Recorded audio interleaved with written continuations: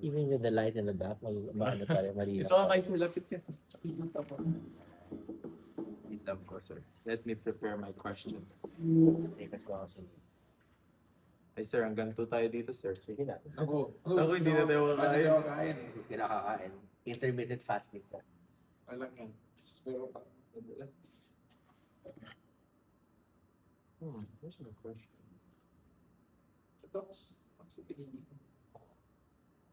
So, sir, kasi po yung first plan ko my first plan was to build a first 5-year plan was to build a corporate life. And then while having that corporate life, I want to integrate having a business alongside it. Now, that's for my first year plan po. So, ang experiment ko dun was selling salt bread, which was earlier. I sold some salt bread for my experiment po. Nice. So, Nice. it's like Salt bread? Ano yung salt bread? salt bread is like Korean croissant po. Yeah. Okay. Yun po. Okay, Pina-perfect ko pa po siya, pero po kasi I just want to test out if I were to create a business while in a pressured space, Yes. di ba? Yes. Kasi you're in corporate and you have to create a business even after a 9 to 5. Correct. So why not try it while in school? Yes. Diba? 9 to 5, then you still have to create all of these batches while cooking. So yun po saan yung first experiment ko. That's for my 10-year plan. Now, yung next plan ko naman po is, yung plan B ko is to go back to being aviation po, going to pilot school and all that. Yun talaga plan ko sa after ko graduate ng Because if hindi ko talaga makita yung purpose ko, di ba po? Yun naman po, di ba? Marami naman pong odyssey plan. You have different plans to take. And lastly, ito na po yung mga questions ko po sa inyo. Yung for my plan C was to create a company. To create a company, to create multiple businesses at once. Like, nakasulat dun kasi absurd talaga yung plan C, di ba? Gagawa ka talaga ng sound absurd. So, parang sabi ko, GS Corporation po. Like, I will create multiple businesses alongside that. So, sa GS Corporation po, Gregorio Sulit. Kasi I am a Gregorio Sulit Corporation. So, ang tanong ko po is, how do you handle all your businesses po? Since you come from a major, marami pong business, Sir Lex. How do you have time for each and every one? Yeah. I've always been so busy eh. Kahit yung bata ako, I was always so busy. Even in high school, even in college, I was always so busy. So parang being this busy has been it's all I know. I've been always very, very busy. So like, for example, when I was in college, I was on the debating team. So we would practice before tournaments, sometimes almost every day. Weekends for sure. And then on top of that, I was studying civil engineering. So civil engineering has a kick-out rate in LaSalle of about 40 to 50%. So meaning 100 students start, 50 and then about students about graduate. 50 to 60 graduate. So everybody else gets kicked out. And these are very bright students from very good schools. But they get kicked out because that's how competitive the engineering program is in the school that I attended. So I was debating. I was part of the debating team. I would have family time on weekends. I had a girlfriend at that time. I didn't end up marrying her, but was in a very serious relationship. She had very strict parents who she lived in Cavite, and so she's like Cavite and home. So if I wanted to see her, I'd have to visit her at home. So I lived in Makati. She lived in Bacoor, and then moved to Imus. So I had a girlfriend. I had a family life. I had engineering. I had debating. So even when I was in college, it was very, very busy. So my strategy is because I don't really have a boss. I don't have a boss who tells you, oh, you have to wake up, you have to sleep, you have to do this, you have to do that. I've never really had a boss for most of my life telling me what to do, what I need to accomplish. And so I had to become my own boss. and I had to manage my own time. And I had to create a system. So my system is I have two notebooks with me wherever I go, and one is my weekly schedule book, and one is my daily plan. And when I put it in the planner, I always put it in order of importance. And that doesn't mean I finish everything, but I'll finish the most important things first and do the last things are the least important. So at least I'll finish most of the major things. And then I'll readjust that every day. So my notebook is my boss. My notebook is also me, but it's also my boss. And it doesn't mean I can't change anything. But interestingly, I put up many companies. I've never had a secretary. I've never had a person handling my schedule. Never had anybody printing my page person. I have Your own my own printer. So I print everything, I write everything, I schedule everything, I plan everything, I do everything. Even now, if I mention like all the things I'm doing currently, I'm now campus life director here at LEIC, to Game Life College, right? So under me, at the moment at least, is guidance counseling, Micah, Caleb, who handles NSTP, Choi, who handles registrar, and James, who handles the incoming of students. So there are four students that are currently, at least next year, there's going to be a little bit of a reshuffle. No? But at least for now, I'm still. This is my task. On top of that, I work for my father, where we're building a memorial park in Iloilo City. It's a 3.5 hectare project. Where in Iloilo? It's in Dueñas. And I run the office in Iloilo, which has 5 people in it. And then on top of that, there are people outside do that. I'm in the middle of building a house, renovating a house, a big house. It's like the lot is 353 square meters, a full renovation. So I have a full team doing that at the moment. It's construction.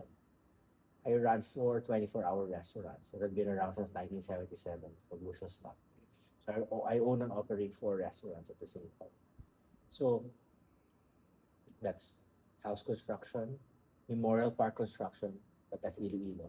All my life college tasks, and then I'm um, building a house. On top of that, I just turned over last Sunday a condominium that I renovated, tiling everything in BGC. The week before that, I turned over a condominium that I renovated, tiling everything full in Alabang. I'm working on another construction project, a townhouse in Quezon City, ongoing. I'm going there later. So so I have renovations, multiple renovations of other people's projects. I have my own house construction. I have a memorial park. I have all my life college things. I have 4 restaurants, 24 hours running, that I'm operating. But I have time to exercise 3 times a week. I go to the gym 3 times a week. On top of that, I try to play golf once a week. I um I have a lot of time for my wife. So I have many balls up in the air at the same time.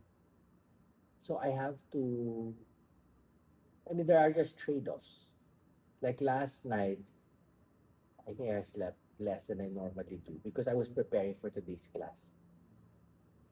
And there's always last minute preparation. If it's a 3 hour class, kasi ang prep mo dyan is at least 6 hours. So that's normal.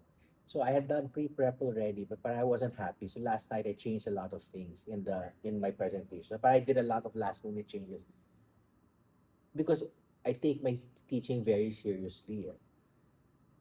I don't just wing it. I don't just wing things. I try to really do it well. I think you can tell I'm prepared, di ba? Para hindi ako nambobola. When I teach, everything, there's a flow to it. And I've been doing this for 22 years, but I still put so much time and effort into it because I want to do it properly. I want to do it with excellence. So bottom line, it's a muscle.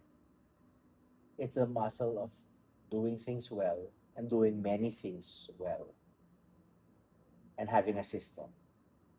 So the muscle has to develop slowly, over time, over time, over time. Eventually, your muscle gets bigger, bigger, bigger. You put more and more time.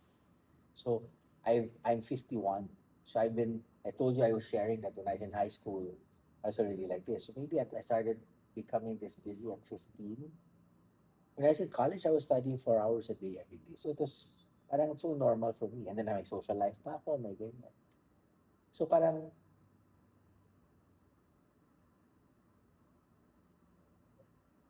I just prioritize and I'm disciplined about my kasi nga I have to do things when I say I want to do it. So I have to manage myself. So it's really focus on discipline and practice. Then kailangan may system ka. Magka-create ka ng sarili mong system. My planner that I bring with me and my other planner, that works for me. Pero baka hindi naman siya gumana para sa'yo. So you have to try some. Try many things and keep what works. So, sir, for my next question naman po is, you've been teaching for more than 22 years and you've been... I started 2004. So that's 2004. before all of you guys were there. No, meron iba, pero... Yeah, pero sobrang konti. Kaming dalawa. Kami. Yeah, pero sobrang I was konti. not yet born. Yeah, I mean, maybe some people were just like infants. You've been doing business po for how many years na po? I've been doing business all my life. I was selling fish when I was a young boy. I've been doing business my whole life. So, Kasi yung family ko is different eh. Wala kaming ano eh. Hindi kami, wala akong, hindi nila bibigyan na kahit anong pera. Basta pag-graduate mo, out ka na. Para bahala ka na sa buhay mo. Out financially, not in the heart. So parang, I knew that wala akong expectation for inheritance or something. Parang hindi kami ganun eh. So, sariling sikap kami. So, it was out of necessity. So, I have to have make my own money, have my own things. sir, pero po, to stay consistent for this long time, how do you stay motivated and passionate for what you do? How do you not get burned out po? You've been doing business, you've been working all Kasi, years. kasi I only do things that I like eh. I'm very excited about what I do. Parang, I'm very excited about all the things that I do. I think you can tell, diba? How do I teach? When I teach, I teach with my whole self. Ay binibigay ko ang lahat sa students ko habang nagtuturo ako. Parang, yun na nga, like last night, late na ako natulog kasi naayos ko yung lecture for today. So I could have just slept. Bukas na, bahala na. I'll just wing it. Pero parang hindi ko kaya eh. Pero ako mismo mahihiya sa inyo if I know I didn't come prepared. So, I took magpapapuyat na lang ako, di ba? Kasi kailangan mapuyat na konti. Parang, I don't, hindi naman ako hero. Tsaka hindi naman ako naawa sa sarili ko. Parang sa akin, I'm a big boy. If I sleep little, it's okay. I'll sleep tonight. But at least I gave a lecture. I was happy with it, more or less. Could have been better, but I was pretty happy with it. I'm happy with the tweaks that I made. Sabi ko, ganyan talaga. There are something, you have to just balance and then sacrifice certain things. You can't have everything. But then there are some tasks na hindi mo talaga magagawa. So, kung hindi mo magawa, do it tomorrow. But at least, kung ang ginagawa mo kasi yung pinaka-important, at least yung mas mahirap gawin, mas important, yun yung na-address. Thank you, Sir Lex. Last, may question ka? I-keep mo. Kasi nakakakuha ko ng marami. Okay. So, Sir Lex, kasi po, during that, my plan for the 5-year plan po, after having a corporation, I want to create a small church in Marinduque po, which is a mission trip that I've been doing every year since 2023, 2024 po. And I want to fund or make a foundation and probably how can I have I don't know a lot of time since I want to focus on missions rather than my company that I will be building. So how can I help me? How can you find the time to do that? Yes. Despite all the things you need to do. Plus, ano ba po, since it's a corporation, you need to have business, you need to have other businesses that keeps piling up, di ba po? So, let's say, How do you find time mm, for doing what you like. Time and funding. How do you Time and find time and funding funding. for your church? I always believe kasi that kung ang Diyos ang nagtanim niyan, lalago siya. So, there's nothing impossible for the Lord. So, you're building a church. So, of course, the funding will come. But you have to have faith that the funding will come. You pray for it. And then, rather than do something, ako kasi, I don't believe in doing things with very high intensity, so passionate. I don't believe that. I think what's more important is yung fire mo is constant and then it burns evenly for a long period of time. Slow cooking. As opposed to deep fried. I don't believe in deep fried. I believe in slow cooking. So, you want to do a church, you want to do it. Why don't you start now? Why do you have to start when you have a company? Wala namang masama, diba? Why don't you look for a land, even as early as now? Who says you have to be 40 years old to build a church? Why don't you go on AI and make some designs for a church para ma-inspire ka? Come up with a name for the church, whatever church you want to call it. Heaven's Grace, whatever. Whatever. Yeah, bahala ka, di ba? Yes. Do whatever inspires you, di ba? And then, start to plan it, start to think about it. Parang, that's slow burn. Kasi maybe you'll do 10 years from now. Pero dapat, ngayon pa lang, start ka na. Huwag mo antayin yung 10 years from now. So, just do it slow burn, a little at a time, until you can accomplish it. Biggest bao. So, the important is you don't drop it. Na kahit slow burn lang, pero pang matagalan.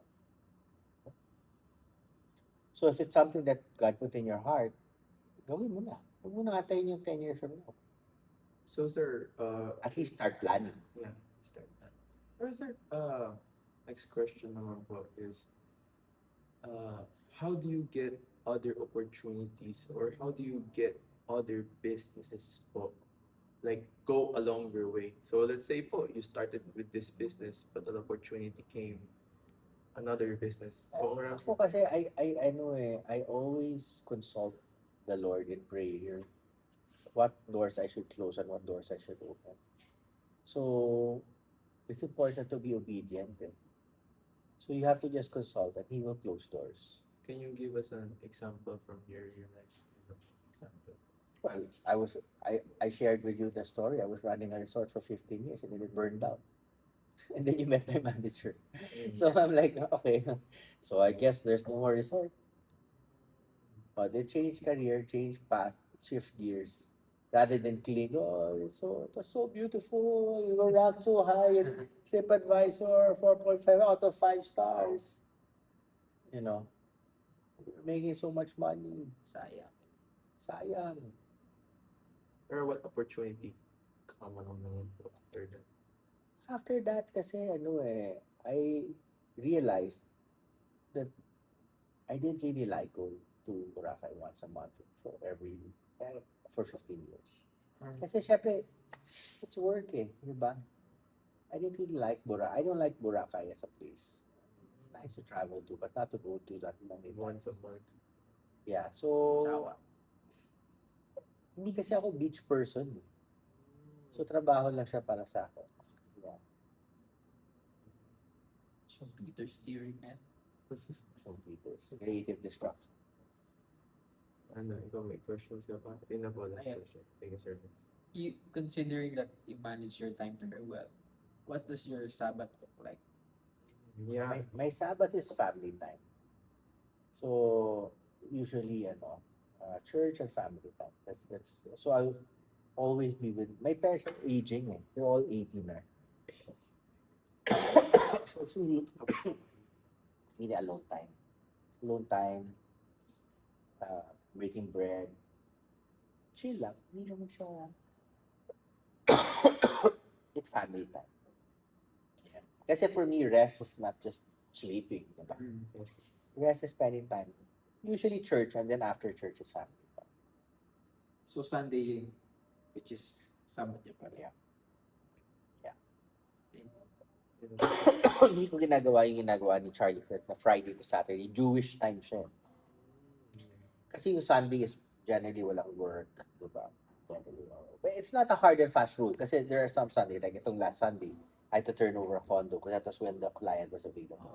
So I worked on that Sunday. So we adjust. Pero by and large, my Sundays are blocked off. Sobrang rare na ganyan. Wala to work on a Sunday. Okay na po, Sir Lex. Thank you po Alright. so much. Po. Sige, may 30 minutes pa kayo kumain. Yes. Thank you, Sir Lex. Thank you po. Sir. Alrighty. Thank you po.